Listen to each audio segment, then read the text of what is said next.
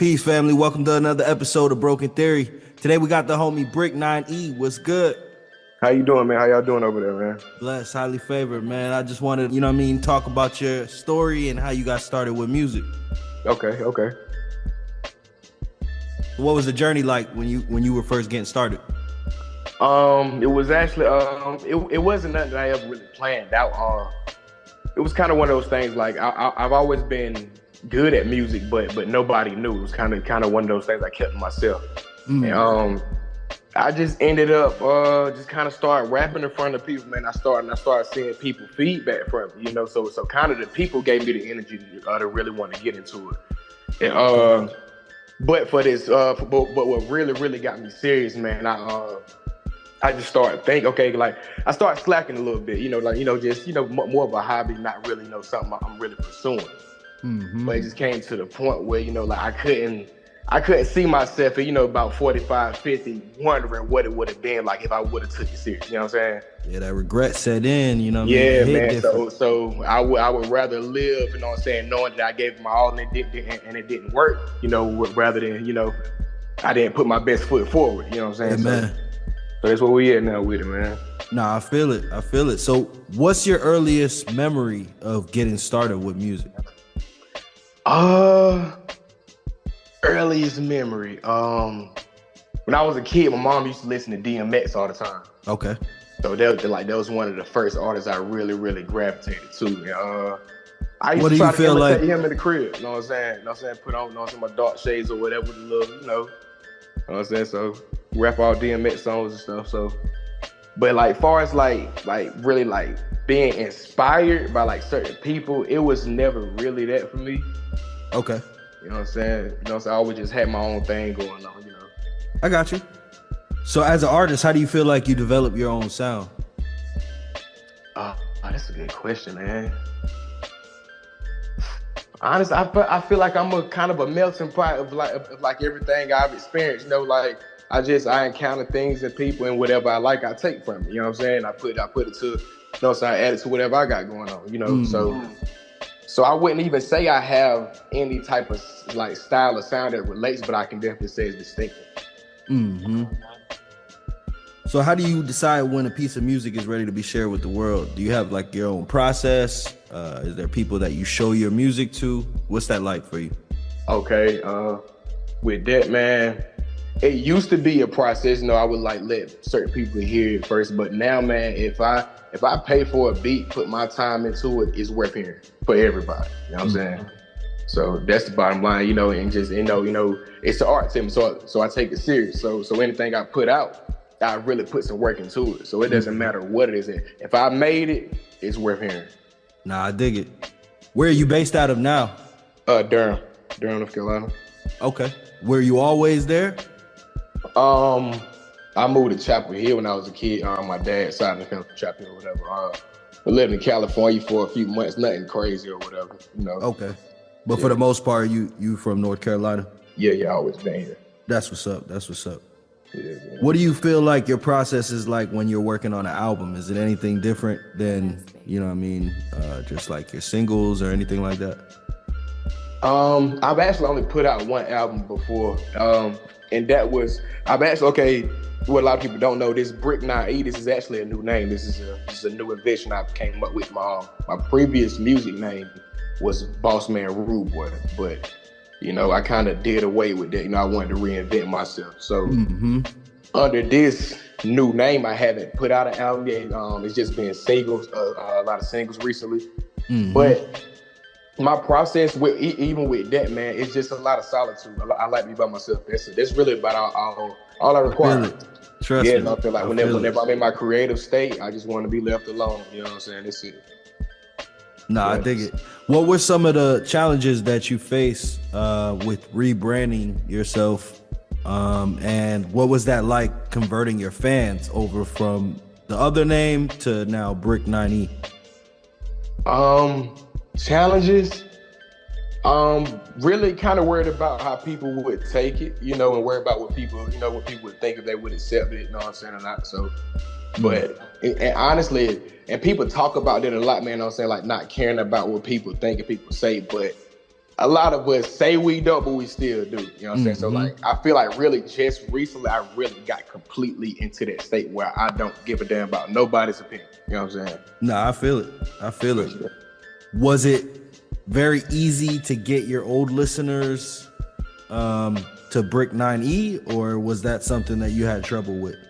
Nah, it was actually fairly easy because I feel like it was a breath of fresh air for them. Because like what people don't know and talk about is, as an artist, your fans grow with you. You know what I'm saying? So sometimes whenever an artist is stuck, you know what I'm saying, being a certain way and a certain person for too long, your fans move on. You know what I'm saying? They grow up. You know what I'm saying? So I have those fans that are growing with me. They seeing my different aspects and they intrigued by it. You know, so I got a lot of people I got a lot of fans that's more interested in the lifestyle and things I do outside of music rather than, you know, the music. That's what's up. That's what's up. Yeah. What do you feel like makes a good song or a beat? Oh man, I can't really say, man. Like I don't even have any type of beat preference. Just whenever I hear it and I gotta feel it. There you go. Whenever I feel the beat, it's one for me. Like, it doesn't matter what type of bass lines, who made it, where it came from. It's just, if I can feel it, I'm going for it. Walk us through your average day. What does it look like for you? Okay, I wake up around about 6:30. I do a little stretching. I do a little slight stretch routine. I've been slacking lately, but I usually prepare me a tea, specifically sarsaparilla root. It's good for iron content or whatever. Okay. Take my daughter to school, head to the gym, leave the gym. I actually just got a laptop recently, which is something it's essential for every artist. I don't know why it took so long to get one. So I actually been trying to work on become my own producer and working on editing videos and stuff myself. So okay. I've been getting into that lately, but I do dog training after that. And for the most part, I mean, I get my daughter from school, prepare dinner, man. It's all over again the next day. I may check my stock, see what's going on, with the crypto world. But yeah, other than that, man, I'm doing my music in my meantime. But my main thing is exercising. I do personal training as well too, so I may have an appointment here and there, but it's more of a personal thing. You know what I'm saying? I just take on anybody. Absolutely. What are some of the cryptos that you're invested in, if you don't mind sharing? I've been in Bitcoin for a while, and I just got back into Dogecoin. I lost a lot with Doge in 2020. Yeah, but since Trump has been back in office, they've all been on the rise crazy. So, and what's the other one? Ethereum. It ain't. I ain't been watching Ethereum too much because I lost some money with Ethereum a while back too. But it was my first time around. So kind of know the game now. So I know when to get. So I know when to get on the pot of it. That's about it. For sure. That's one of the biggest things with crypto, man. Just knowing once you reach that certain target point, when to get out, you know what I mean, and get your money. Yes, sir. You know what I mean? Because that's how you make money in crypto. Right. So yeah, just about when knowing. That's it. Any books that you're reading or that you have read that changed your life? Most definitely, man. My main one that I kind of read and pull something out of every other day, the Prosperity Bible. I haven't finished this yet, but I have Mastery by Robert Greene. Of course, I read the 48 Laws of Power by Robert Greene, but it's kind of a catch-22 book. You know what I'm saying? Because the stuff that it speaks on, it's kind of like more of a low vibrational state, but you can use it for good as well. But Message to the Millennials by Reza Islam. What else I got over there? Oh my, this is my favorite actually. Hustle Harder by 50 Cent. Oh yeah, that was a great one. Yeah, that actually changed my perspective on a lot of things, man, for real. What do you feel like was one of the biggest takeaways from that book? That there's nothing wrong happens to you. You don't go through anything wrong. Like, it's literally, there's a positive in everything that happens in life. and like I really watched that guy turn every situation he went through into something positive. Amen. So it changed my whole perspective on how I see the world. Like I don't even see negativity, you know what I'm saying? When certain things happen, like I don't say, oh, why I'm going through this. I'm okay, how can I get better from this? You know what I'm saying? Mm-hmm. So yeah.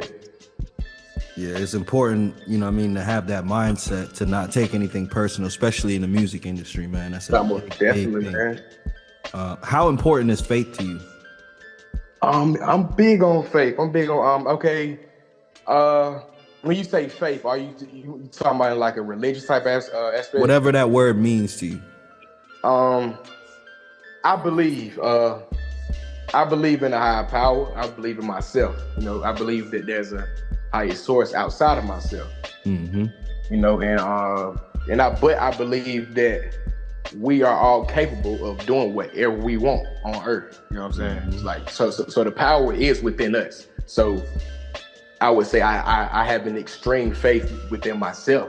You know what I'm saying? Because I've seen the creation that the outside source has made. You know what I'm saying? We're living in it. You know what I'm saying? Yep, every day. Right. So if the outside source made this and we're told that the outside source lives within us, then I'm capable of creating whatever I want in my reality. Yep. It's just a matter of aligning your harvest to match those seeds that you've been planting all this time, man. If you're gonna follow through, if you're gonna keep doing it, like you said with the music, you know, you reached a point to where you realize your awareness was like, yo, I'm slacking. I need to get up on my shit. You know what I mean? I need to get back in it. You know, some people don't have that. Some people just completely let go and then they don't realize it until, like you said, they 50 and they got all this regret. Yeah, man. Nah, and that's something I definitely I don't want to. I feel you. I don't want no parts of that either. What sacrifices do you feel like you've made to get where you are right now? Man. My biggest sacrifice, man, I'm a real lover boy, bro. Mm-hmm. So just recently, I hate to even speak on it because it's so recent, but that's something that I did sacrifice. It wasn't even a situation where I sacrificed to where like it was a bad situation. It was just, it's kind of hard to focus on yourself, bro, whenever you have somebody in your corner that you truly love. You know what I'm saying?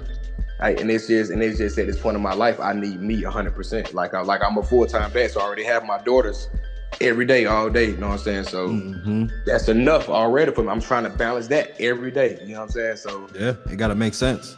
That was definitely one of my biggest sacrifices, man. My love life, and but most definitely my old life. You know, old friends. You know, just most of my old ways. Period. Yeah. You know, and I would say I was an introvert. Really, I still am, but I'm learning, you know, how to communicate better with people. You know, be more of a people person. You know, that's all. Nah, I feel it. I mean, in the industry, it's not what you know, it's who you know. You know what I mean? If I could have it my way, man, if I could make all the money I could in the house, I would. But you know, it's that down. But since I've been out moving around more, man, it's really no fun. And the fun is in actually getting to where you're going. Like I'm having a ball right now, like in the beginning stage. Yeah.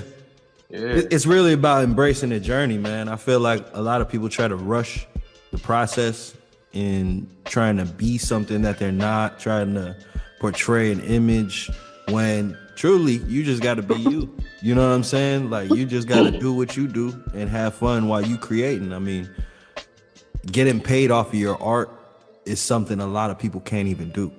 You know what I'm saying? So it's a fact, man. Being grateful, you know what I mean, that you could even do that, man, you know? Right. And that was another turning point for me too, man. Like I feel like I can make music so effortlessly. I feel like I would be crazy not to make money off my talent. Absolutely. And just outside of that, like since I've made like, you know, transitions and changes in my life, I definitely know I have a bigger message to put out there. So, what do you feel? Go ahead, bro. No, I was gonna add, I just definitely feel like it's a part of my purpose. That's it. What do you feel like made it to the point to where you can create music so effortlessly? Like, was it always like that? Or did you reach a point that you were just like, you know what, I'm gonna lock in? What was that like? Okay, with that, man, I've always, let me rephrase it. I've always been able to, I would say I've always been good with wordplay. But as far as really making music, getting in the studio and making a song, I realized that was a whole different process and experience once I did do it. Oh yeah. You know? Right. So, but like, far as, you know what I'm saying, just words in my head, I can I may hear a beat, put a whole little quick hook together in my head. I've been able to do that all my life. It's like a natural gift to me. How do you handle creative block if you ever go through that? I let it go. I don't fight it. I let it go. Because whenever I feel like I'm in that state, I don't force it. If I feel like I'm being blocked, I feel like I'm being blocked for a reason, and I need to place that energy somewhere else at the moment. You know what I'm saying? Sometimes it can be a hassle, especially whenever the pressure may be on you. You got deadline stuff you got to do. But so that's why whenever my creative energy is flowing, I go crazy. Like it's just nonstop. Like I'm gonna make as many songs as I can in a day. You got to, bro. Yeah, you know what I'm saying? Because I'm aware of those times are going to come where my brain just can't process it at the moment, and in those moments, I just always realize whenever I forced it, it got worse. It's kind of like being, being with a girl, things ain't working out for you, try to keep trying to force it. It only get worse, man. Yep. Nah, I feel it, bro. Yeah, sometimes you just gotta let it go and be what it is. Come back and revisit it tomorrow. Yep. What are some of the things that you pretty much do whenever you feel like you got a creative block? Like, is there anything that you run to that you like, all right, I'm blocked up, I'm gonna just go do this? Or what's that like? No, not really, man. I just know, period, overall, whenever I have any time I have that's freed up, I always spend on my daughters. Because just with being a parent of 2024 is different. Like they got us so discombobulated with life. Like our kids barely get any time from it. You know what I'm saying? Oh yeah. So, I mean, even just having 2 jobs, you might not even be able to make it by. You know what I'm saying? Exactly, man. It's real, man. So that's my main thing. And then speaking of them, I actually get a lot of creative energy from them. Yeah, so sometimes interacting with them, see, you just helped me realize something, because I've had multiple times where I'd be like, F it, go kick it with them. Next day, I'm in here lit all over again. So shit, I may have came up with a whole little thing that works for me. Okay. That's what's up, man. So you get inspiration from hanging with your daughters. What are some of the other places that you get inspiration from?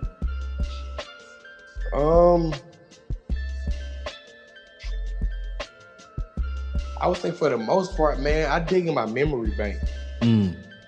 Yeah, I dig in my memory. Walk us through that process, man. Like, what's that like? Okay, whenever I try to work off of sparks. So let's just say I might be out one day, you know what I'm saying? I may run into somebody I used to kick it with, you know what I'm saying, years ago. You know what I'm saying? We had a good run together, you know what I'm saying, made money together, whatever. That may spark those memories, you know what I'm saying? It may connect those neurons again, you know what I'm saying? And I would thrive off of that, you know what I'm saying? Okay. So you're saying like create something like a new song based off of like, moments in the past, times that you guys had, or just memories in general. That's like what will spark it. Yeah, and it may not even be a whole song. I may just mention something. You know what I'm saying? And then it'll start flowing from there. Right. Got you. What do you feel like was your biggest investment in music besides time? Ooh, money, of course. Like I mean, like what I spent the money on. What I probably spent the most money on, and I just stopped recently, is music videos. Because honestly, I mean, okay, I did just buy myself my own Sony camera about 3 days ago, and I downloaded the Adobe software, and I must say I salute everybody that's in the industry, because it's not easy. It's not. But man, it's not easy paying for it either. Nope. So man, that's something I've actually fell back from. So now I'm into more. I'm just living the real life moments. You know I'm gonna have my cameraman with me as much as I can, and my life is the content. You know what I'm saying? We gonna catch the right moments. I'm gonna post it. That's it. But like far as the music videos, I'm gonna get back to it. But for right now, man, it's just You kind And of that's in a the main thing learning that phase. people lose the aspect of too, man. Like at the end of the day, yeah, we're trying to get somewhere, but it's still business. You still have to make it make sense. You see what I'm saying? Like yeah, you got to put the money up, but you got to make sure the money is going into the right places. Oh yeah. So you kind of pretty much in the learning stages of things, kind of figure it out what everything does with the Sony camera. You know, you made a great choice, by the way, picking Sony. I'm gonna just say Sony gang all No, day. for sure, for sure. But yeah, what are some of the things that you've been learning how to do that you necessarily didn't know how to do that Man, other people listen. that want to make their own music videos could learn from? Man, listen, I ain't learned nothing yet. All I learned was as hard as hell. That's it. That's all I done learned so far, man. Boy, that's a whole day. I mean, if you a tech savvy person, you may catch on real quick. But I'm more of I'm a hands on type of old school. No, I come from a family, you know, like hands on trading type of working man. You know, so I ain't never really been into the computers and all that stuff. So this is like totally new for me. Nah, I got you. Yeah. So. But the best advice I can offer you with that, man, is YouTube University. You know what I'm saying? Oh no, Whatever for you sure. That's wanna- right, man. Yep. Man, I learned so much from YouTube. You can't lose, and it's free. Yep. And they got all of these gimbals and stuff that'll track you and all of that too. So you could literally put the camera on a stand and move around, and it'll be like a videographer's with you type thing. You know what I'm saying? Right. So look, is that a tripod that does that, or was it a camera? There's all different types of things. You can get one that it's like an all-in-one type thing. I think it's like a DJI Pocket, and pretty much you could stand it anywhere. It'll follow you. But they have like, it's called a gimbal stabilizer. Okay. And you literally could put that, and it comes with a little stand, and you put that anywhere and it'll follow you. It's got AI in it that'll track you, all of that. Oh wow, no, that's But it costs money. But in turn, Yeah. you don't have to end up spending money for a videographer if you already have equipment. You know what I'm saying? You make that one-time investment for $500. I think that's like, you know, to get a good one, you probably could find something cheaper. But the DJI one that I'm talking about, it's like $500, I think. But you never have to pay for a videographer again.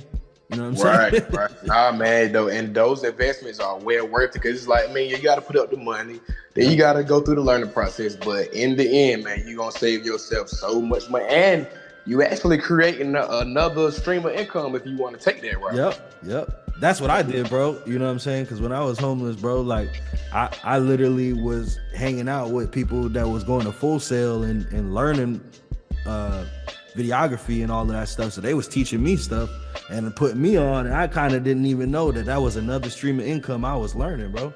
You know what I'm saying? Along with like making beats and engineering and, you know what I mean, digital art, all this other stuff, man. But it's definitely worth the time, man. You put 10,000 hours into anything, man, you're gonna come out shining on the other end. Most definitely. You say you were homeless before? Yes, sir.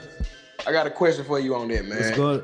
Looking back at that time, do you remember like what was the real turning moment whenever things really start looking different for you again? Shit, it was honestly when I got right with God, bro. You know what I'm saying? I just realized that just everything went into each other. You know what I'm saying? And just like I tried my best during my hardest moments, bro, just to keep my mind busy with positive food, if that makes sense. Like, you know how you feed your mind garbage all day, you listening to certain things, but when you feed it positivity, when you feed it different things throughout the day, man, you start changing habits, you start doing things a lot differently. And at that moment, bro, I just started applying myself, teaching myself. Like, I had nothing but time, you know what I'm saying? So it was like, let me see how to do the stuff that I want to know how to do. You know what I'm saying? So YouTube was my best friend in that moment. I ain't gonna lie, bro. And would you say that homeless experience was necessary? Oh yeah, for what I'm trying to do, yeah, definitely. For sure. I feel like, you know, I treat everybody from the janitor to the CEO with the same type of respect. You know what I'm saying? Right. Most definitely. I feel like I never want to be back in that situation, so I'm always hustle. Right. There you go. Most definitely. Now I ask that, man, because sometimes whenever I get out of my lowest point, sometimes it'd be hard for me to really remember, what part, I really start climbing out of it. But it correlates to what you said, you said when you found God, and it's kind of just basically surrendering, when you kind of let go a bit of all the ideologies you had of how things should be or how things should work. When you don't identify with stuff, it makes things a lot easier. You know what I'm saying? Because like nothing anybody says has anything to do with what you're doing. You know what I'm saying? So it's like, oh, you could think that. You just gonna miss out if you don't want to be a part of it. You know what I'm saying? Nah, for real, man. For real. What would you say is your favorite movie? My favorite movie. It's horrible, man. It's horrible, man.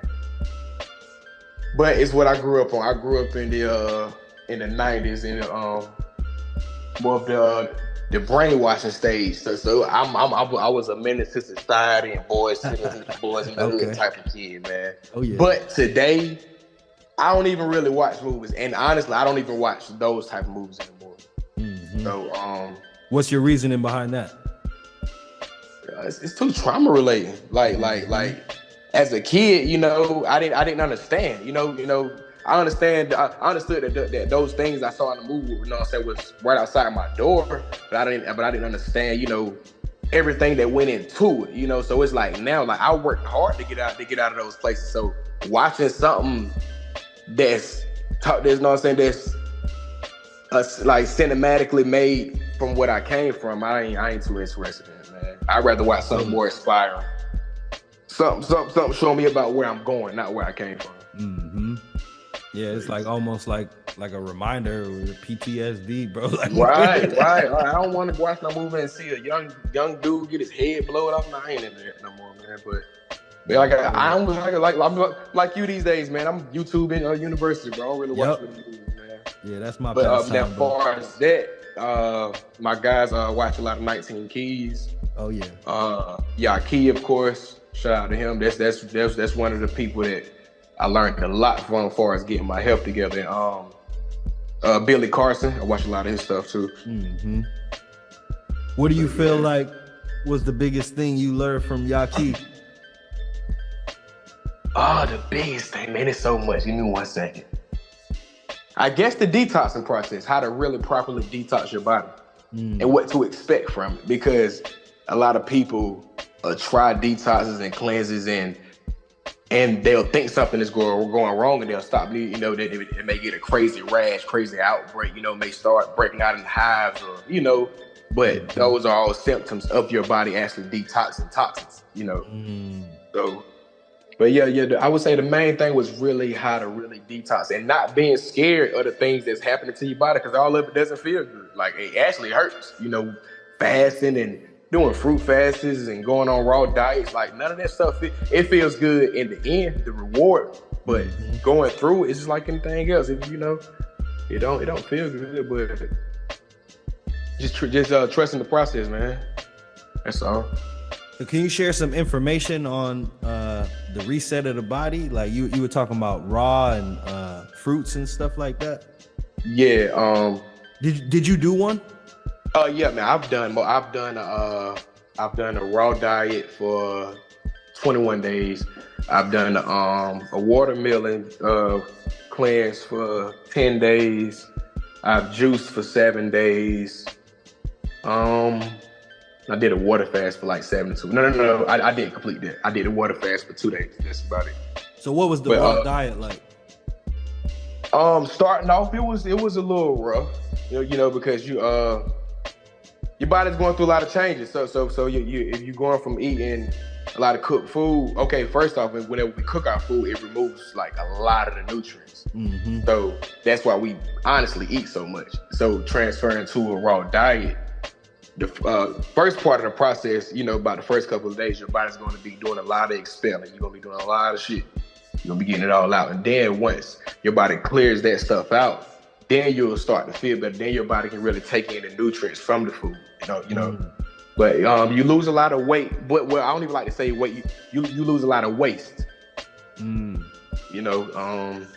a lot of people, especially women, they be wanting to stay thick or whatever. They don't really want to go through the weight loss thing. But A lot of times, man, it's not even. It ain't. It looks good, but it ain't. It ain't even really what you want to have on you for real. Nah, I feel it. I feel it. So when you were doing these things, were you doing them back after back? Like, were you doing the raw diet and then the watermelon and the water fast? Like, what was it like for you? Oh no, I wasn't. I was just doing it as I learned. You know. Okay, you're just trying Yeah, things. yeah, like as soon as I learn about something, I hear about some benefits from it. I do me some research. I think it'll be good for me. I try it. Okay, okay. So what are some of the, I guess you could say, habits or diets that you put into your regular bag? You know what I'm saying? Like maybe accommodations that you started making since you've been on that journey. After my first detox, my first detox, it required for you to not eat until afternoon, right? Until after 12 p.m. So that's something that I still do until today. Like I can't eat in the morning. Like I can't eat breakfast at all. But my body actually works better like that. You know, when I go to the gym, I work out more efficient on an empty stomach. Mm. I still, like I said, I still drink my herbal teas. I do break my fast with fruit every day. If I don't eat fruit first, I'm not eating anything. I gotta eat fruit first. Mm. But yeah, so I basically just stick to the stuff that made my digestive system feel better and work better. Nah, I feel that. So yeah, that's about it, man. Who's somebody that you would love to work with? Well, I love to work with. Finesse, baby. It's a few, man. Can I get about 3? Yeah, go ahead. All right. My favorite rapper, other than DMX, damn, there's so much, man. Okay, Jadakiss. I start with Jada. Okay. Lil Wayne and Kevin Gates, and Kevin Gates too, because he serves more of the purpose I'm on now. You know, so he talks about the things I relate to and want to hear now. You know what I'm saying? Like, yeah, so. Nah, I feel that. What do you feel like was your most memorable moment on the come up? I'm making them now, bro. This is the come up. Like, this is the beginning, man. Like, cause it's like before I wasn't serious. You know what I'm saying? So when you're not, it's like when you do one thing, that's how you do everything. You know, if I'm not serious about the music, I'm not serious about my body. I'm not serious about my mental state. You know. Yep. So, like I said, so now like this is the real deal. You know, so everything going forward, we just gonna have to look back at it for a couple years from now. Nah, I feel it. Who are some of the people in your circle that kind of help you push forward? Man, I mean, I got friends and family that believe in me. Of course, we all do, but don't nobody believe in me like I believe in me. You know, like I don't really do well with outside motivation, outside sources of just stuff that get me going, because whenever they're not there, what I'm gonna do now? Yeah, I feel it. So, and most of the time they got hidden agendas too. Exactly. So for the most part, and it ain't no shade to nobody, but everybody that know me and love me know this. Like, I thrive off self. You ain't gonna feel good to do it every day. You ain't gonna get motivation every day. But long as I just put it in my mind to just make sure I do it every day, I'll be all right. You know what I'm saying? So. Nah, I feel you. What do you feel like is your most memorable performance moment? Do you have one? Yeah, I've actually only done 4 performances so far. My first one was in like 2018, but I wouldn't even really count that one. So, I just did one recently about 2 weeks ago with Hot 10 Music Group. Okay. I believe they're based out of Greensboro, but great organization. They brought out a great crowd. They treated all the artists right. Like, the energy was great, man. That's awesome. Yeah. What's some advice that you... I'm tripping too, man. I forgot. I had one with DJ Be Easy back in 2020 at CIAA. That was pretty lit too. I ain't gonna lie, because it was a nice crowd. But like I said, I'm more having fun, under my new ring. Nah, so. I got you.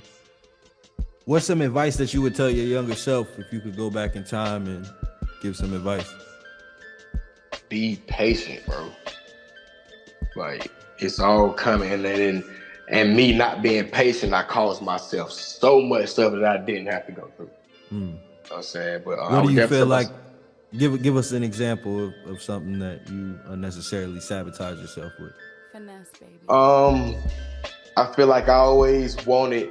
Okay, I'm the type of person I would want something and I would get it and I don't even want it no more. You know what I'm saying? So I was always rushing to do stuff. You know what I'm saying? Like as soon as I see something on TV, maybe an ad for some shoes or something. As soon as I see it, I got to have it right there. You know what I'm saying? And it's just always feeling like I was behind and I ain't doing enough. You know what I'm saying? But all those self projections came from thinking about how the world saw me. You know what I'm saying? So that was really about the main thing, man. Nah, I feel it. Well, man, we're gonna get out of here, man. I appreciate you taking some time to chat with us. Is there anything that you working on or any shout outs you want to give? I'm working on a lot of singles right now. Like I said, I'm dropping singles about every 10 days. Yeah, man. So I would just say, just stay on the lookout for content, man. I got a lot of that coming. Hell yeah, man. Keep grinding. For sure. It was great talking with you. We're gonna link up. Nice to meet, man. I appreciate y'all for having me. No doubt, brother. All right.